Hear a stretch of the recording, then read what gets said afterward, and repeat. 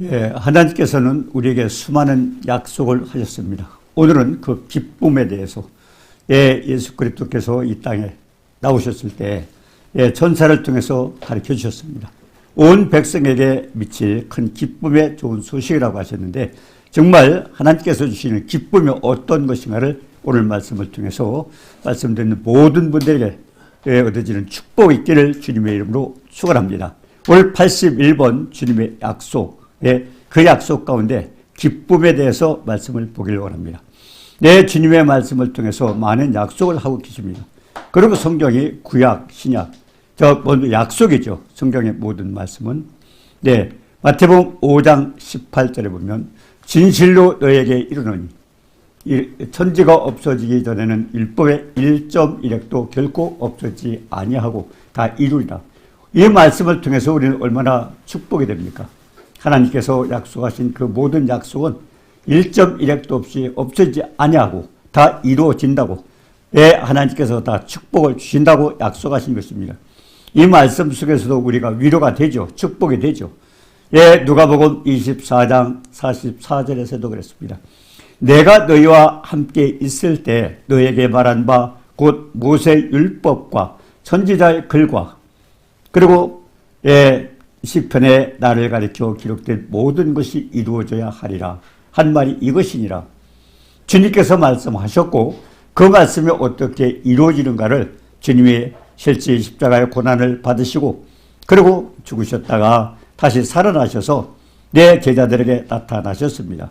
그러면서 정말 어떻게 이루어지는가를 보여주신 거죠.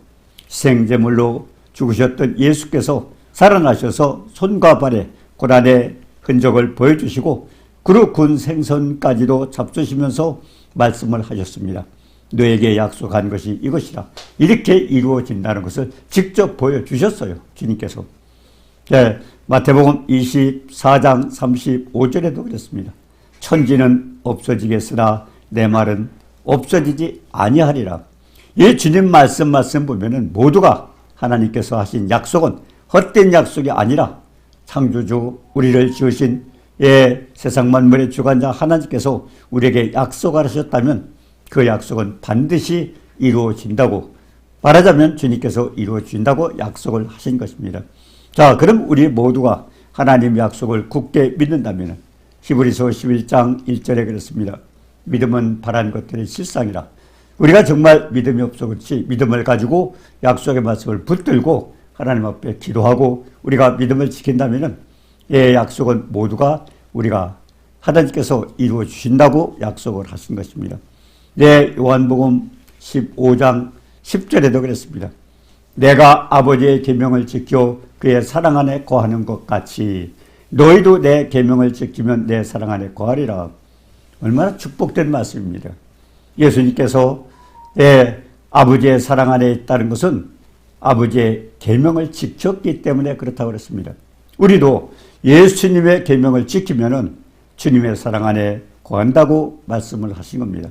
그러면서 말씀하시기를 11절에 내가 이것을 너희에게 이름은 내 기쁨이 너희 안에 있어 너희 기쁨을 충만하게 하려 함이라. 우리의 충만한 기쁨을 주시기 위해서 주님께서 이 주님의 기쁨이 어떤 건가를 우리에게 보여주고 그 기쁨으로 우리를 채워주신다고 약속을 하신 것입니다. 자, 이렇게 하나님께서 우리에게 기쁨을 주기를 원하시는데 과연 오늘은 그 기쁨이 무엇인가? 그 약속을 하나님께서 하셨는데 그 약속, 그 축복을 누리기를 바랍니다. 요한복음 10장 10절에 보니까 주님이 왜 오셨습니까? 도적이 오는 것은 도둑질하고 죽이고 멸망시키려는 것뿐이요 내가 온 것은 양으로 생명을 얻고 더 풍성히 얻게 하려는 것이라. 주님께서 이 땅에 오신 목적이 뭡니까? 주님은 우리에게 영원한 생명을 주시고 그리고 풍성한 축복을 주시기 위해서 왔다고 그랬습니다. 그런데 도둑이 뭡니까? 우리가 출애굽기 12장 12절에 보니까요. 애굽의 심판을 받을 때 어떤 일이었습니까? 처음 난 사람과 그리고 짐승과 그리고 그들이 섬겼던 모든 신을 모두 심판하지 않았습니까? 유월절 때죠.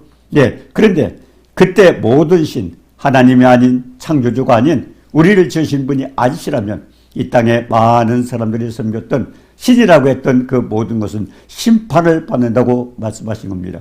그러니까 출애굽기 12장 12절 말씀이 그 말씀입니다.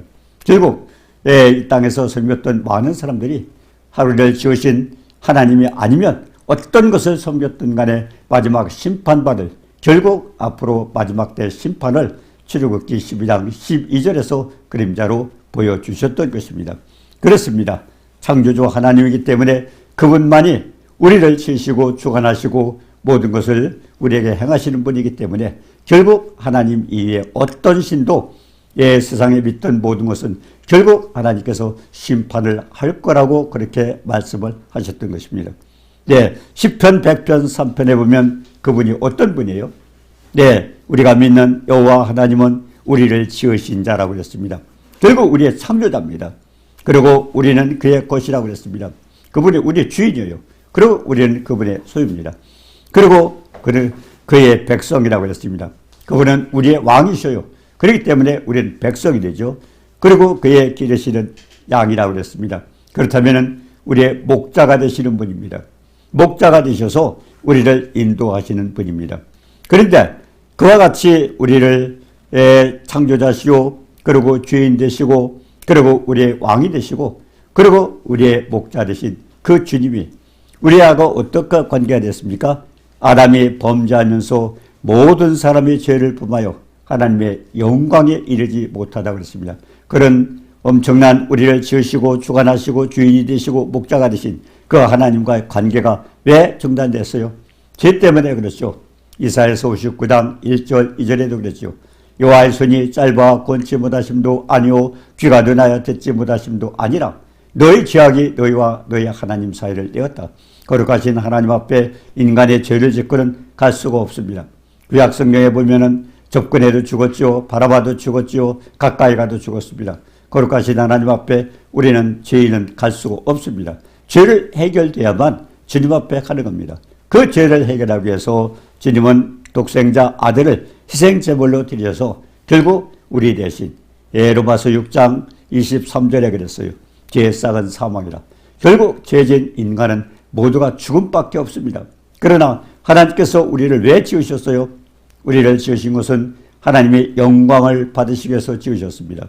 그리고 우리가 전도서 3장 11절에 보면 사람에게 영혼을 사모하는 마음을 주셨어요. 왜 그러셨을까요? 영혼을 사모하는 마음을 주셨다는 것은 결국 영원하신 하나님, 하나님을 찾게 하기 위해서 인간을 지으실 때 그렇게 만드셨던 것입니다. 그런데 지금은 하나님을 섬기지 않고 예수님을 믿지 않는 사람들은 무엇인가 자기네도 신을 찾고 있습니다. 결국 그것은 인간이 하나님을 찾게 하기 위해서 영혼을 사모하는 마음을 주신 것인데 그들은 잘못 알고 무엇인가 신을 찾고 있는 것입니다. 자, 그렇기 때문에 하나님과 우리의 관계는 굉장히 중요하죠. 네, 하나님이 지으신 목적이 영광을 받으시기 위해서 지었고 영원히 함께하기 위해서 영혼을 사모하는 마음을 우리에게 주셨다고 말씀했습니다. 자, 그런데 그래서 하나님은 하나님 앞에 관계를 하자고 그랬는데 결국 인간은 어떻습니까? 죄를 짓고 하나님과 관계를 할 수가 없습니다. 죄인 인간과 하나님 관계를 할 수 없어요. 교제가 끊어진 겁니다. 그래서 아버지께서 아들에게 주신 계명이 뭘까요? 요한복음 10장 17절에 보니까 목숨을 버리는 거라고 그랬어요. 결국은 우리의 인간, 하나님께서 지으신 모든 인간들이 죄를 해결할 수 없어요. 죄의 싹은 사망이라고, 그렇다고 우리를 죽이려고 만드신 것은 아닙니다. 분명히 무엇인가를 만들었을 때는 우리도 다 목적이 있지 않습니까? 그래서 하나님도 영광을 받으시고 영원히 함께 계시기 위해서 인간을 지으셨는데 인간이 죄를 지었기 때문에 그 문제를 어떻게 해결해요? 죄의 싹은 사망이라고 죽일 수도 없고 그래서 하나님은 그 방법으로 독생자 아들 예수 그리스도를 희생제물로 보내셔서 결국 우리 대신 목숨을 버리시게 하는 겁니다. 그래서 아버지께서 아들에게 주신 계명이 뭐예요? 목숨을 버리라는 겁니다. 죄로 멸망당할 사람을 위해서 대신 죽게 하신 겁니다. 그래서 요한복음 10장 17절에 그랬어요. 내가 내 목숨을 버리는 것은 그것을 내가 다시 얻기 위하여 이로 말미암아 아버지께서 나를 사랑하시니라. 결국 목숨을 버리고 그러고서 다시 얻기야 한다고 그랬습니다. 내 목숨을 버리는 것은 내가 다시 얻기 위하여 그랬고 아버지께서 나를 사랑하시니라 그랬습니다. 요한복음 10장 18절에 그랬어요. 이를 내가서 빼앗는 자가 있는 것이 아니라. 어떻게 보면 예수님이 힘이 모자라서 누구에게 붙잡혀서 죽은 것 같지만 예수님은 그렇게 말씀 안 하셨어요. 이를 내게서 빼앗는 자가 있는 것이 아니라 내가 스스로 버리노라 그랬습니다. 주님이 스스로 죽으신 겁니다. 왜? 나는 버릴 권세도 있고 다시 얻을 권세도 있다. 이 계명을 아버지께 받았지만은, 그렇지만은 아버지의 뜻이, 아버지께서 아들에게 원하셨던 것은 목숨을 인간을 위해서 다시 희생하라고 말씀하시기 때문에 그 말씀대로 그랬습니다. 그래서 예수님이 운명하실 때 어떤 일이 있었어요? 마태복음 27장 46절에 보니까 나야 하나님 어찌하여 나를 버리셨다니까. 예수님께서 이 땅에 오셔서 가장 슬펐던 일이 뭡니까? 결국 아버지께서 아들을 버리신 겁니다. 그러나 아버지의 명령이기 때문에 주님은 이제 스스로 죽으신 겁니다. 모든 군대들한테 붙잡혀가 죽은 게 아니라 예수님 스스로 그랬죠. 왜 그렇습니까? 예수님을 잡으러 왔던 많은 군병들이 있었습니다. 그때 그들은 예수님의 제자들과 함께 있었기 때문에 누가 예수님인가 알지 못해서 이리저리 찾고 있을 때 주님이 내려라 말씀하실 때 그들은 몽땅 엎어졌습니다. 주님 말씀 한마디로 그렇게 쓰러질 수 있는 그런 엄청난 권능을 가지신 분이 힘이 없어서 그들에게 붙잡혀 죽는 분이 아니었습니다. 주님은 스스로 아버지의 뜻이기 때문에 결국 목숨을 버리신 겁니다. 그렇기 때문에 그건 또 뭡니까? 버릴 권세도 있고 얻을 권세도 있고, 그리고 목숨을 버리는 것은 내가 다시 얻기 위하여 목숨을 버린다고 그랬습니다. 그래서 마태복음 16장 24절에도 그랬죠. 베드로는 주님이 누구신가를 알았습니다. 저는 그리스도시요 살아계신 하나님의 아들이라고 그랬습니다. 그런데 주님께서 천국 열쇠를 주겠다, 음부의 권세가 이길 수 없는 그런 교회를 세우겠다 축복을 주셨어요. 그런데 죽는 날은 말에 베드로는 뭐라고 했습니까? 가족을 버리고 주님을 쫓아다녀서 3년 동안 쫓아다녔는데 주님이 죽는다 그러면 자기는 뭘까? 주님이 왕이 되신다면 자기는 장관이라도 해먹는 게 아닌가? 이런 생각을 했다. 주님이 죽는다고 하니까 결코 그렇게 될 수 없다고 만류하다가 주님이 뭐라고 하셨습니까? 네가 하나님의 일을 생각지 않고 사람의 일을 생각하는구나. 그러고서 제자들에게 말씀하시기를 마태복음 16장 24절에 누구든지 나를 따라오려거든 자기를 부인하고 자기 십자가를 지고 나를 따르라고 그랬습니다. 누구든지 제 목숨을 구원코자 하면 잃을 것이요 누구든지 나를 위하여 제 목숨을 잃으면 찾으리라. 결국 아버지 앞에 주님이 그렇게 하셨던 것입니다. 결국 주님은 버리셨지만 그 버리셨기 때문에 계명을 지켜서 버리신 그걸로 아버지의 사랑을 받고 아버지는 다시 생명을 주셔서 다시 건져주셨던 겁니다. 그러니까 마태복음 16장 24절 말씀은 결국 주님 자신을 말씀하신 겁니다. 우리가 창세기 20장 2절에도 그랬죠. 내 아들 내 사랑한 독자 이삭을 데리고 모리아 땅으로 가서 내가 내게 일러준 한 산 거기서 그를 번제로 드려라. 하나님께서 아브라함에게 말씀하셨는데 아브라함에게도 결국 예수 그리스도 아들의 일을 미리 말씀하신 겁니다. 한 산, 거기 모리아 땅 한 산이 어디입니까? 결국 예수님이 십자가에 못 박혀 죽은 그곳입니다. 결국 예수님이 앞으로 당할 일을 미리 다 말씀하신 거예요. 자, 그러면 아들이 받는 아버지의 사랑은 무엇일까요? 우리가 빌립보서 2장 9절 11절에는 그랬습니다.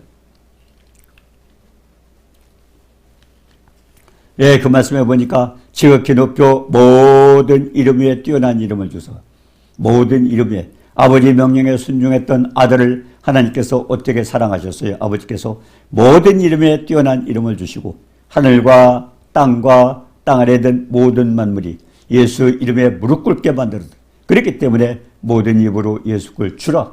결국 주인으로 모시도록. 그래서 아버지께 영광을 돌리라고 했습니다.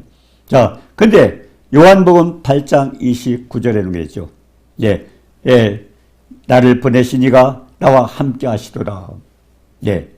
예수님께서 나는 항상 그가 기뻐하는 일을 함으로 기뻐하는 일을 행함으로 나를 혼자 두지 않았다. 결국 아버지를 기쁘시게 했더니 아버지도 아들을 사랑하셔서 함께 있었다고 그랬습니다.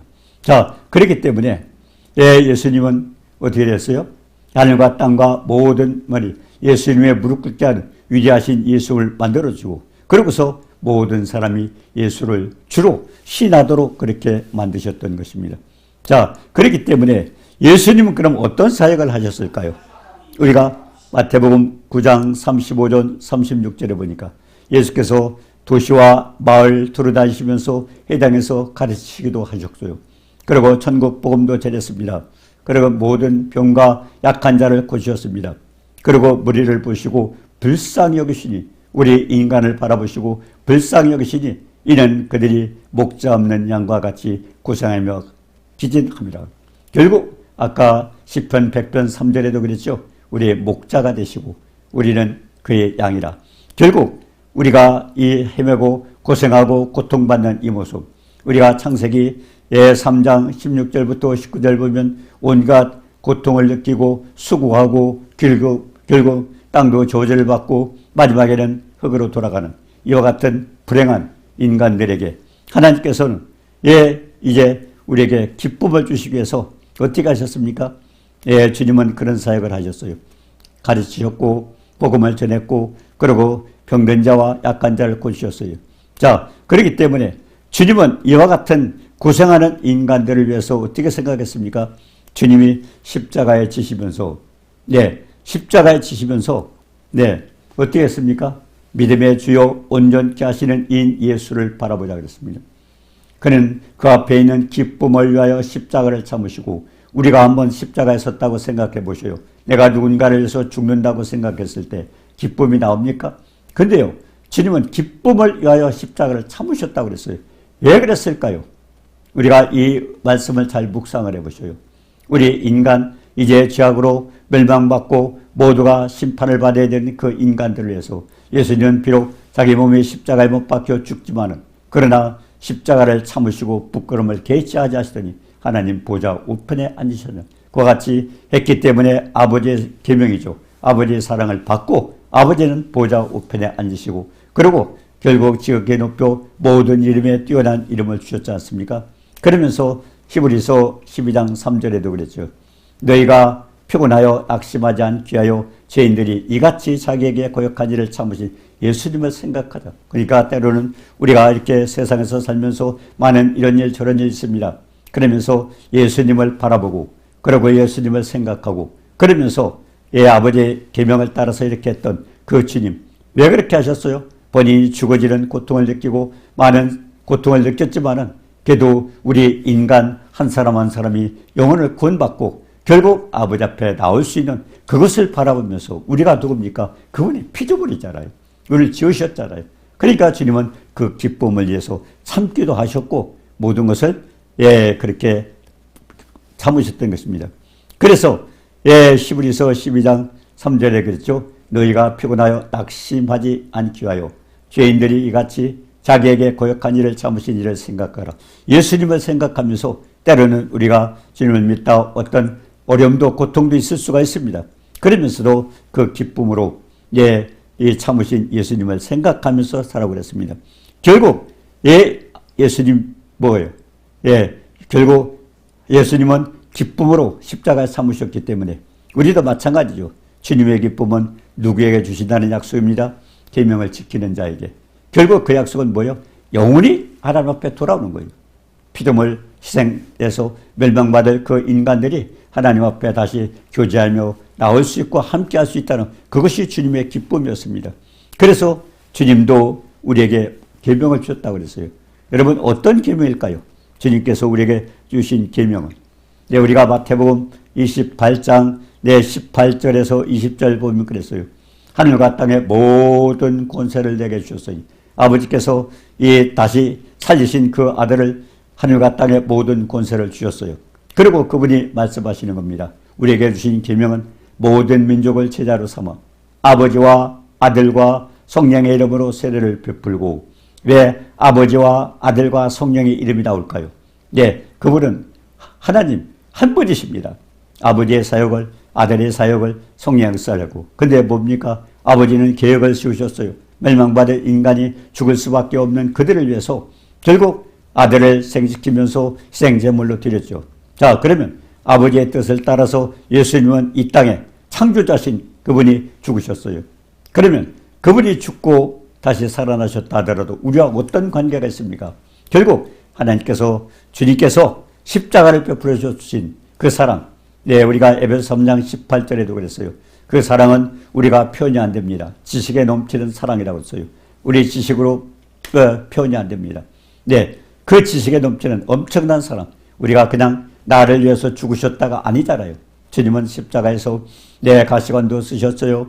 그리고 얼굴에 침도 뱉었죠. 주먹도 맞았죠. 그리고 창에 찔렸죠. 손과 발에 못이 박혔죠. 나무에 달렸습니다. 그리고 채찍에 맞으셨죠. 그리고 옆구리에 창에 찔렸죠. 이 엄청난 거 그냥 죽이기 위해서 그런 것이 아닙니다. 못자국 하나 들어간 것고 하나하나 예수님이 이사야서 53장에 말씀하셨지 않습니까? 그가 찔림은 우리의 허물을 인하며 그가 상함은 우리의 죄악을 인합니다. 그가 징계를 받음으로 우리가 평화를 누리고 그가 채찍에 맞음으로 나음을 입었도다. 우리의 모든 것을 해결하기 위해서 주님은 십자가에 달렸어요. 그래서 그 사랑은 우리가 세밀히 말씀을 통해서 깨닫고 믿음으로 축복을 받아야 됩니다. 지식에 넘치는 사랑이라고 하셨고 에베소 3장 19절에 뭐라고 했습니까? 그 사랑의 그걸 범위를 말씀하셨어요. 넓고 길고 높고 깊은 그 사랑을 깨달아. 결국 주님의 사랑을 우리가 묵상하고 깨닫게 되면 어떻게 돼? 우리는 믿음으로 하나님을 사랑할 수 있지 않습니까? 무조건 축복을 받는 게 아니잖아요. 시편 107편 9절에도 그랬어요. 사모하는 심령을 만족케 하시고 주님 영혼에게 좋은 것으로 채워주신다고 말씀하셨습니다. 우리가 사모해야 돼요. 잠언서 8장 17절에도 그랬습니다. 나를 사랑하는 자가 나의 사랑을 입으며 나를 간절히 찾는 자가 나를 만난다고 그랬습니다. 우리도 하나님 찾아야 돼요. 물론 하나님께서 우리를 위해서 십자가에 새겼지만 하나님께서 하신 그 부분 사랑의 그 모든 모습을 우리는 알고 깨닫고 우리가 어떻게 그 축복을 받기 위해서 해야 될 건가를 우리가 믿음으로 보여야 됩니다. 자, 그렇기 때문에 예수님께서 이제 아들이 받는 기쁨을 아버지께 받았던 기쁨을 우리에게 주시기 위해서 우리에게 주신 계명이 뭡니까? 마태복음 28장 18절에서 20절 너희는 가서 모든 족속으로 제자를 삼아 아버지와 아들과 성령의 이름으로 세를 주고 결국 주님이 하셨던 모든 것들은 성령께서 우리에게 적용을 시켜주는 겁니다. 그러니까 성령이 내 힘을 입으시면 권능을 받고 아버지의 계획하셨고요. 주님은 그 계획대로 이 땅에 와서 희생제물이 되셨고요. 그와 같은 예수님이 하셨던 모든 일을 성령께서 우리에게 적용을 시켜주는 거예요. 그래서 아버지와 아들과 성령의 이름으로 세례를 받고 세례가 뭡니까? 우리가 예수 그리스도와 함께 십자가에 못 박혀 죽었다가 다시 살아나는 겁니다. 결국 새 생명 가운데 살기 위해서 세례를 받으라고 그렇게 말씀하셨던 겁니다. 자, 우리가 한번 생각을 해보셔요. 튀르키에서 지진이 일어났습니다. 그때 많은 사람이 거기에 매몰됐습니다. 한 사람 한 사람 찾을 때마다 얼마나 기뻐했습니까? 마찬가지잖아요. 하나님도 일상에 80억의 그 많은 인구를 지금 만들어 놓으셨지만 한 영혼 한 영혼 돌아올 때는 아버지의 기쁨이 마찬가지입니다. 탕자가 집을 떠났다가 돌아왔을 때 탕자는 아버지를 몰랐지만 아버지는 그 아들을 보고 쫓아가서 목을 안고 입 맞추고 그리고 어떤 축복을 줬습니까? 아들에게 제일 좋은 옷을 입혀라. 여러분 제일 좋은 옷이 뭘까요? 예수 그리스도 의의 옷, 구원의 옷입니다. 그리고 뭡니까? 가락지를 끼워라. 자식의 신분을 거기서 다시 회복시켜주고 그리고는 거기다 뭡니까? 신을 신기라고 그랬습니까? 평안의 복음의 신입니다. 평안 복음. 예수 그리스도의 복음을 받고 구원받게 되면 우리가 평강을 얻죠. 왜? 주님께서 부활하셔서 우리에게 주신 축복이 뭡니까? 너에게 평강이 있을지어다. 그랬습니다. 자, 그렇기 때문에 주님께서 우리가 그 계명을 잘 지키면은 뭐라고 했습니까? 마지막에 마태복음 28장 20절에 세상 끝날까지 너희와 함께 하리라고 그랬습니다. 함께 하리라. 얼마나 축복입니까? 전능하신 하나님이 우리와 함께 하냐면 우리에게 어떤 염려, 걱정이 있습니까? 그렇습니다. 제가 간증 한마디 하죠. 어느 날 제가 공원을 산책을 하다가 어떤 연세가 많은 여자 어르신이 저보고 예수 믿으세요? 그래요. 예, 저 예수 믿는데요. 그래서 어르신은 믿습니까? 그러니까 예, 저는 믿습니다. 저는 권사입니다. 그리고 저희 두 아들도 목사입니다. 예, 그래요. 그래서 제가 여쭤봤어요. 이 권사님은 기도할 때 어떻게 하셔요? 네, 이제 기도 내용을 하나님 앞에 아리고 예수님의 이름으로 기도합니다. 그랬어요. 그러면 권사님은 예수님의 이름이 어떤 이름인지 아셔요? 했더니 그냥 하나님의 아들이죠. 그게 제가 말씀을 드렸어요. 빌립보서 2장 9절 10절에 보니까 아버지의 명령을 따라 죽기까지 복종했던 아들을 아버지께서 어떻게 사랑하셨어요? 지극히 높여 모든 이름에 뛰어난 이름을 주시고 하늘과 땅과 땅 아래 있는 모든 만물이 예수 이름에 무릎 꿇게 하신 엄청난 위대하신 이름이에요. 그 이름만 불러도 귀신이 도망가잖아요. 예수 피만 해도 귀신이 도망가잖아요. 그 엄청난 이름을 우리는 너무 가볍게 여깁니다. 그 이름으로 한번 명령을 해보셨나요? 제가 그런 말씀을 드렸어요. 그때는 그분이 예사로 생각을 했겠죠. 그날 밤에 그분이 혼자 주무시다가 이 혈압이 아마 혈관이 그렇게 됐겠죠. 목이 아프고 그래가지고 올라가서 귀까지 갔는데 그때 이제 혼자 주무시다가 머리까지 정수리까지 가면 죽는 거잖아요. 그때 그 생각이 났던 거예요. 아, 예수 그리스도 이름, 주님께서 예수 그리스도 이름을 주셨는데 우리는 그 이름을 함부로 사용했지만 낮에 그 목사를 통해서 들었던 그 이름 한번 해봐요. 그래가지고 예수 이름으로 명령을 했습니다. 고통은 멎어져라. 그리고 이 모든 질환 고쳐지라고 하고 명령을 했습니다. 근데요, 신기한 거는 고통이 딱 끝쳐진 거예요. 자기도 이제 정수리까지 올라가면 죽는 걸 알았죠. 근데 신기한 거는요, 그 예수, 그분이 그 이름을 제대로 알았던 거예요. 그러면서 그분이 거기서 이제 회복이 됐어요. 그 이튿날부터 저만 기다리는 거예요. 공원에서 혹시 제가 오지 않는가. 그러면서 그분이 간증을 하는 거예요. 자기는 미국 가서 심장관계가 아주 오래되니까요. 그래서 심장 수술을 받고 의사가 하기를 당신은 오래 못 삽니다. 아마 잘 살면 한 1년 살 겁니다. 그래서 생각이 났대요. 이왕이면 고국에 가서 묻혀야지 하고 고국에 와서 공원에 왔는데 1년 동안 자기는 열심히 전도라도 하겠다고 왔는데 저를 만난 거예요. 그때 그것을 회복하면서 무슨 생각을 했을까요? 내가 참 이제까지 늙도록 신앙생활에도 그 말 한마디 예수 그리스도 이름이 무엇이라는 그걸 알지 못했는데 그걸 깨닫고 나서 이랬는데 만약 내가 한국에 오지 않았으면 어떻게 돼? 당신 못 만났으면 어떻게 됐을까? 그러면서 그분이 날만 새면 저를 만나려고 하고 그런 생각을 해요. 그분도 집에 가서 얘기를 했답니다. 자기 아들도 좀 이름이 있는 분인가 봐요. 그래서 이제 얘기를 하고, 아빠, 그분하고 한번 같이 만나기라도 하자. 그러니까, 아빠, 쓸데없는 사람 만나지 말고, 이상한 사람들 많은데, 어디 쓸데없는 소리 듣고 그런 소리 하느냐고 저한테 그런 얘기를 하는 소리를 들었습니다.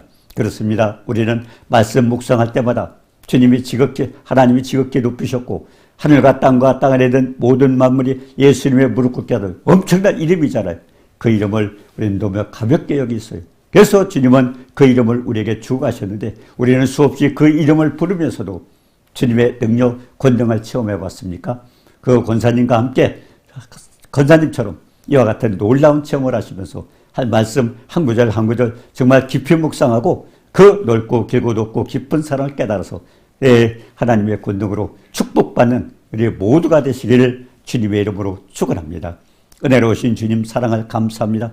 하늘과 땅과 땅 아래 있는 모든 만물을 예수님의 무릎 꿇게 하신 위대하신 이름을 우리에게 주셨사온데 그 이름을 가지고도 우리는 참 할 줄 모르고 주님의 권능 체험하지도 못하고 주님의 사랑이 어떤 것을 알지 못하여 우리는 그냥 평범하게 예수를 믿는 사람이나 안 믿는 사람이 다름없이 살았던 것을 기억합니다. 오늘 이 말씀을 보면서 정말 존귀하신 생명의 말씀 붙들고 그 말씀 가운데서 승리하는 주님의 아버지께서 느꼈던 큰 기쁨, 우리에게도 그 기쁨을 누리면서 사는 모두가 될 수 있도록 축복해 주옵소서. 예수님의 이름으로 감사드리며 기도드리옵나이다. 아멘.